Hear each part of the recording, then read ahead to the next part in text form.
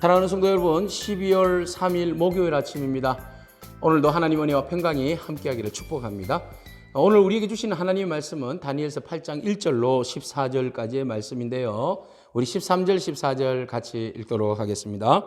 내가 들은 적 한 거룩한 이가 말하더니 다른 거룩한 이가 그 말하는 이에게 묻되 환상이 나타난 바 매일 드리는 제사와 망하게 하는 죄악에 대한 일과 성소와 백성이 내준 바 되며 짓밟힐 일이 어느 때까지 이를꼬 하매 그가 내게 이르되 2300주야까지니 그때에 성소가 정결하게 되리라 하였느니라. 아멘. 다니엘이 포로로 끌려가고 난 다음에 왕들의 그 환상들을 해석해 주었습니다. 이제는 다니엘이 직접 하나님으로부터 비전, 환상을 보게 됩니다. 이 비전은 히브리 말로 하존이라고도 말합니다. 이것은 사람이 꿈이 아니라 하나님께서 주시는 특별한 계시라는 것이지요. 자, 첫 번째 벨사살 원년에 그가 꿈꾸었을 때는 그 사자와 같고 곰과 같고 표범과 같고 그리고 마치 뿔 달린 열뿔 달린 그 공룡과 같은 어마어마한 세력의 짐승이 나타나서 세상을 통치한다고 말했습니다. 이것은 바로 이어서 나타날 나라들에 대한 이야기입니다. 자, 그 이후에 벨사살 3년째에 또 같은 환상을 하나 보게 되는데 이제는 조금 다른 환상입니다. 바로 양과 염소가 나타나는 그 환상입니다. 자, 그 환상에 대한 이야기 또 오늘도 같이 환상 여행을 떠나보도록 하겠습니다. 자, 다니엘이 이제 환상 가운데에 수상궁에 있었을 때인데 그런데 그가 그 환상을 보는 그 강가는 을레강변이라고 그렇게 이야기합니다. 을레강변에서 한 양이 한 마리가 등장을 하게 되는데 이 양의 뿔이 이렇게 양쪽에 있었다고 그래요. 그런데 이 뿔이 워낙 강해가지고 동쪽을 제외한 남쪽, 서쪽, 북쪽을 막 그냥 종횡무진하면서 돌아다니면서 막 이제 양이 뿔을 떠나는 거예요. 그러면서 아무도 이 양을 제어할 짐승도 사람도 없더라는 겁니다. 그렇게 해서 끝도 모르고 이렇게 종횡무진으로 다니는 이런 이제 양의 모습을 보게 됩니다. 그 이후에 바로 이어서 순염소가 하나가 등장을 해요. 이 순염소가 등장하는데 이 순염소는 이 양보다도 더 포악한 거예요. 그 포악해가지고 막 나타나가지고는 이제 양을 막 와 달려와가지고 떠봤는데 이 순염소는 머리에 한가운데 눈과 눈 사이에 뿔이 하나 뾰족한 게 나와 있었어요. 이 뿔이 뭔가 하니까 바로 그 유니콘과 같은 그런 뿔이죠. 이 뿔이 막 달려와가지고는 그대로 그냥 어떻게 해요? 양을 떠받았어요. 그러니까 떠받으니까 양은 그대로 그냥 케어됐겠죠. 자, 그리고 난 다음에 이 종횡무진 달려오던 이 염소가 갑자기 뿔이 그냥 뚝 하고 부러지는 거예요. 결국은 이제 순연소의 그 뿔이 떨어졌다는 것은 끝나는 것이지요. 근데 그걸 대신해서 그 뿔이 4개가 하늘을 향하여서 새로운 뿔이 뾰족 나더라는 거죠. 자, 그 뿔이 나더니 그리고 난 다음에 그 4개의 뿔 중에 한 뿔, 유독 그 한 뿔에서 또 조그만 뿔이 또 나오더라는 거죠. 근데 이 그 조그만 뿔 하나가 나와가지고는 세상의 모든 것들을 다 장악하더라는 겁니다. 다 장악하는데 특히 유대의 성전을 하나님이 예배하는 예배의 처소와 그리고 제사장과 그곳에 있는 모든 것들을 대적하고 성전의 예배를 파하고 성소를 헐어버리고 그 악한 일들을 행함으로 인하여서 모든 하나님께 예배하는 처소가 제사가 그냥 딱 멈춰버리는 이런 일들이 일어나더라는 겁니다. 그래서 이 엄청난 세력이 그 뿔 가운데 일어난 작은 뿔이 그 엄청난 세력으로 모든 것들을 휘어잡으니까 이 걱정이 됐던 거죠. 그래서 물었어요. 도대체 이게 언제까지입니까? 언제까지 이렇게 짓밟히는 일이 일어나는 것입니까? 라고 물으니까 바로 그 때를 이야기하시는데 14절에 그가 내게 이르되 이제 천사예요. 가브리엘입니다. 그가 내게 이르되 2300주야까지니라. 그때에 성소가 정결하게 되리라. 이런 말씀을 하시는 거예요. 자, 이것이 바로 벨사살 원년이 아닌 3년에 본 다니엘의 환상입니다. 자, 이 해석은 내일 큐티 말씀에서 좀 구체적으로 말씀드리기로 하고요. 그러면 여기에서 나오는 이 짐승들은 뭘까요? 바로 다니엘이 봤을 때 앞에서 봤던 사자와 곰과 표범과 그 엄청난 뿔 달린 동물들, 짐승을 봤잖아요. 이 짐승이 바로 앞으로 일어날 그 나라들에 대한, 제국에 대한 이야기지 않습니까? 이것도 동일한 겁니다. 동일해요. 앞으로 지금 바벨론 빼고 지금 양에 뿔이 2개 달렸다고 그랬잖아요. 이 양에 뿔이 달린 것은 바로 일어날 바벨론 다음에 일어나는 메대와 파사, 바로 페르시아죠. 그래서 이 나라에 대한 이야기예요. 그래서 한쪽이 더 뿔이 길다고 그랬는데 메대 말고 파사, 뒤에 나온 뿔이 더 길다. 근데 메대가 원래는 더 큰 나라였거든요. 근데 파사가 뒤에 세운 나라인데, 근데 뒤에 세운 나라가 힘이 더 강해진 거예요. 이게 페르시아예요. 그래서 이게 메대를 먹다 보니까 덩치가 커진 겁니다. 페르시아가. 그래가지고 결국은 메대라는 나라가 바사와 함께 바벨론 우리 처부수자, 원래는 계획은 그랬거든요. 그러니까 바사가 거부를 하니까 메대가 바사를 쳐들어갔고 바사가 메대를 잡아먹은 거예요. 그러다 보니까 더 커지니까 결국은 이들이, 페르시아가 바벨론을 잡아먹게 되거든요. 자, 이것을 하나님께서 미래에 일어날 일들로 보여주신 거예요. 자, 그 일이 있고 난 다음에 헬라가 일어나죠. 염소. 이 더 사나운 염소가 어디에서? 저 서쪽에서 일어난단 말이죠. 그리스, 헬라 쪽에서.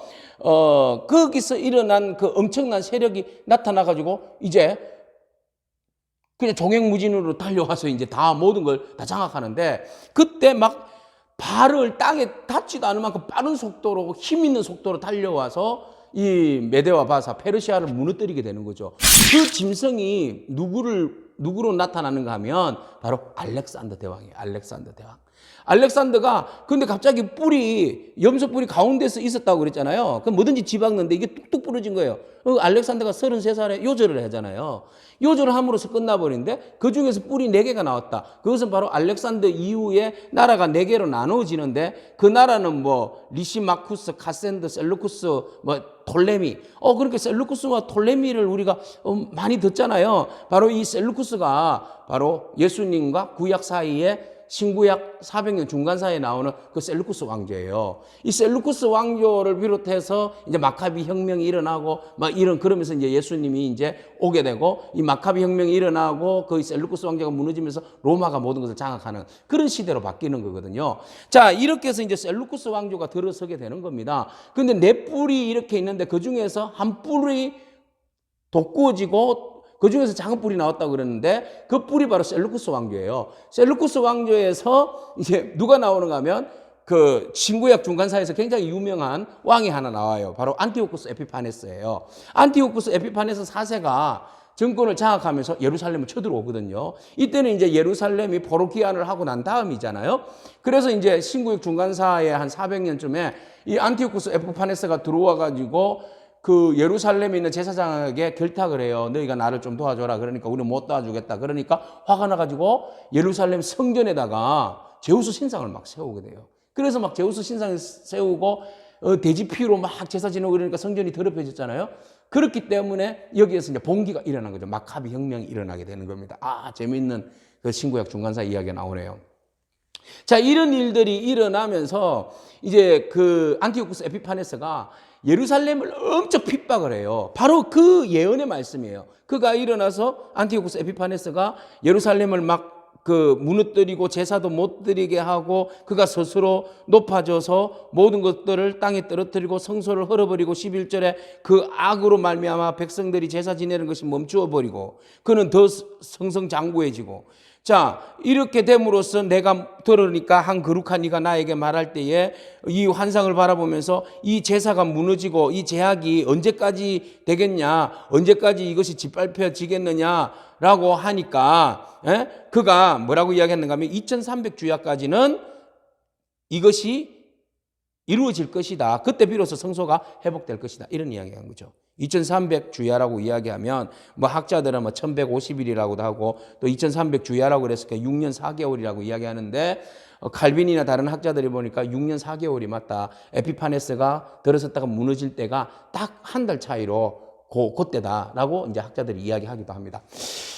자, 이 모든 것들을 바라보면서 내일 더 자세히 해석하겠지만, 여러분, 이게 엄청난 환상입니다. 다니엘이 본 거예요. 지금 앞으로 일어날 일들에 대해서 지금 수백 년, 수천 년, 수백 년 이후에 일어날 일들을 지금 다니엘이 본 거잖아요. 무엇을 이야기하는 겁니까? 모든 역사의 주권이 지금 누구에게 있다는 거죠? 하나님께 있다는 겁니다. 지금 모든 나라가, 엄청난 나라들이 들었습니다. 지금 바벨론이 들어서서 지금 바벨론이 아직 건장할 때예요. 벨사살 왕이 지금 그 느부갓네살 이후에 벨사살이 왕이 되었는데 아직 나라가 견제했습니다. 지금 뭐 메대와 바사는 저 구석의 동쪽에 있는 조그만 나라예요. 그리고 그 마케도니아 헬라는 저쪽 서쪽에 있는 아주 그 그리스 로마, 그 아테네, 스파르타 이런 조그만 부족 국가잖아요. 그죠? 예, 이런 아직도 그 나라들이 형성되지 않는 그 조그만 부족 국가. 예? 그런 단계에 있을 때 바벨론은 지금 어마어마한 큰 나라였잖아요. 그런데 지금 다니엘에게 하나님이 이 환상과 비전을 보여주신 거죠.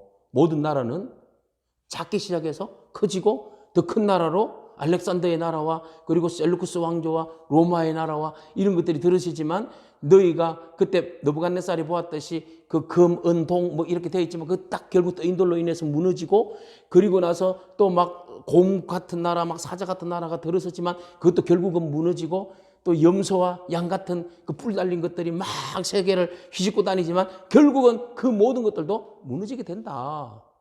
근데 그 사이에서 지금 신앙의 믿음을 가지고 있는 사람들이 너무너무 핍박과 어려운 환난을 당하게 된다. 지금 보니까 2300주야를 또 짓밟히는 날이 온다는 거죠. 신앙하는 이유 때문에 또 짓밟히는 일이 나라에 의해서, 공권력에 의해서, 권력에 의해서 교회가 핍박을 받을 날이 온다는 겁니다. 자, 이것은 다니엘의 예언은 신약의 요한계시록의 예언하고 똑같은 이야기입니다.